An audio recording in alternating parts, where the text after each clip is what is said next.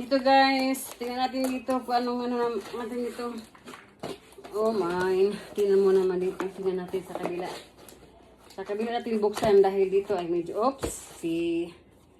talaga namang ang daming disturbo naman dito. Mahirap yung natin. Unboxing tayo sa 9. Meron pang kabira na Ito guys, tingnan natin kung anong nasa loob. Buksan natin. Tagal-tagal naman ang unboxing na ito. Ano ba na yan? Hindi natin Okay, ito na siya guys. Tingnan natin kung anong hitsura. Wow. Yeah. Alam mo, ito ang tinatawag na iron cast. So, maganda, masarap daw to.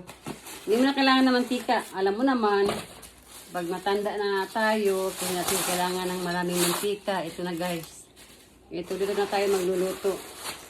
Dito na tayo magluluto sa stainless. Ito yung niya, lid. Blue, naka-uniform siya.